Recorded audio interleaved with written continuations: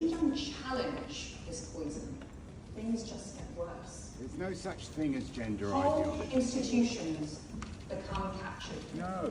And of course, as always happens when the left gets the upper hand, those who fail to conform are persecuted, chased out of their jobs for saying that a man can't be a woman, scolded for rejecting that they're beneficiaries. Thanks for coming on. I think I know you well enough to call you Andrew. Let's, I suppose, start with the genesis of this. What was giving you concern from what you heard from the Home Secretary? Morning.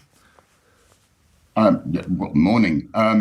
What was I decided to listen to the whole speech, and bit by bit I realised that the Home Secretary's approach to it appeared to be picking on vulnerable people, and so I decided to challenge that, and I think in a very moderate way, really. Your concern was, I understand, Andrew, gender ideology. Is that right?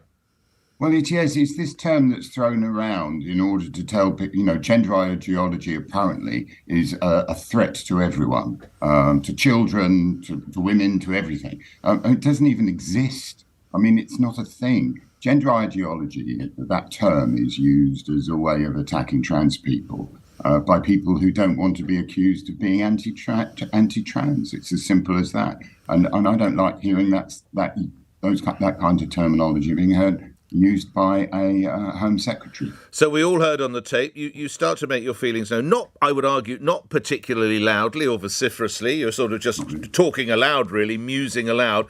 Andrew Boff, what happened next? Yes, I mean, actually, I'm a bit disappointed with myself because it wasn't that loud, really. I should have put more welly into it. As soon as I'd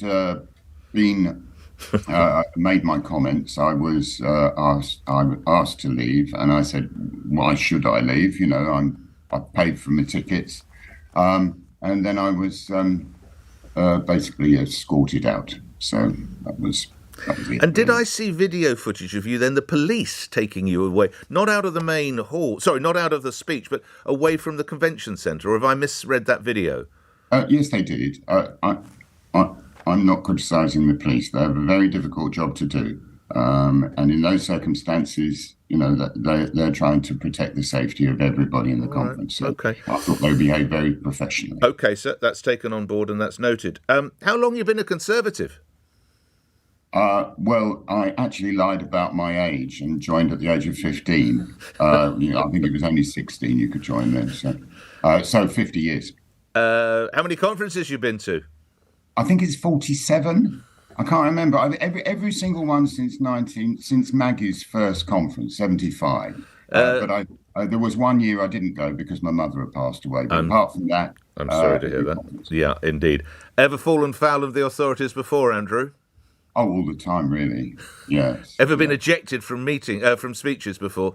No, not at all. No, I don't know if they've just suddenly realised I'm a wrong-un or something. But no, never before. And look, on the heckling front, I chair the London Assembly, all right? So occasionally I may have to do that. I may have to ask for people to be removed from a public gallery.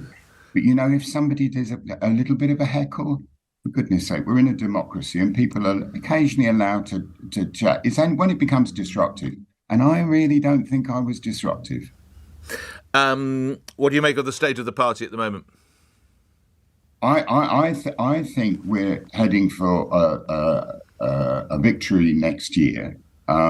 But we need to sort the essentials out and start focusing on the important things and just get off this culture war stuff, because it's just divisive and it's forcing. I mean, I've had so many contacts over the past few hours from people who are as concerned as I am that we are using this culture war battleground to no good effect at all.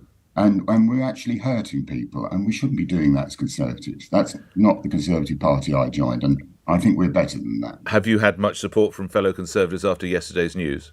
Well, an absolutely vast amount, may I say. I'm struggling to respond to all the support that has been shown to me. So if anybody's hearing and all they've got from me is a terse "thanks very much" reply, I apologise, but that's all I've had the time to do. Does this make you question your membership or future with the Conservatives, Andrew? Absolutely not. Okay. Absolutely not. And so I think, Pete, the Conservative Party just needs to continually remind itself of what we are about. We are a one nation party that serves everyone. And if we carry on like that, there's no problem. OK, just lastly, you're smart enough to know and read the runes. There does appear to be a few candidates positioning themselves to be the next leader of the party if they come up short at some point next year. Suppose Suella Braverman were to be leader of the party. What would that do for your membership? Luckily, that's not going to happen. How can you say that, Andrew?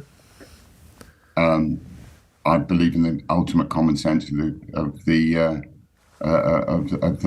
party, right.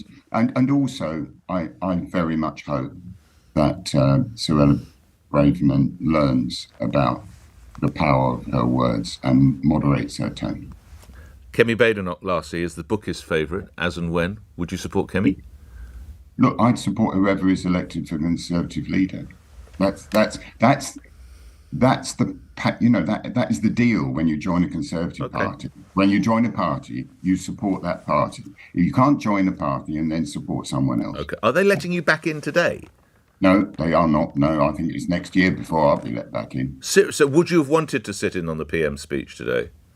Not particularly. I haven't done that since John Major did his Back to Basics speech, and I thought, oh no, that's not a good Well, just a couple of years to go, and you'll have your half century of conferences, Andrew. We'll have to bake you a cake or something like that, won't we?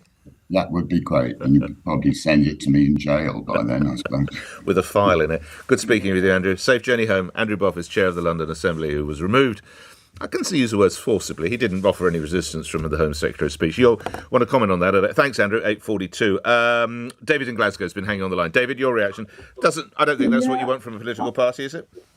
Yeah. What I was going to say, Nick, that this is nothing new with conferences. I remember Blair putting someone out with the Blair speech, and it was an elderly gentleman. That was a very famous anti-war heckler, and I think it was at the Labour Party conference in Brighton. The gentleman's name, I think, was Walter somebody, but that was, of course, Tony Blair. I don't know necessarily we want that level of executive control in the Conservatives, do you, David? What do you think? No, not really, because the Conservative party's always been a great party. I've been a Conservative for years.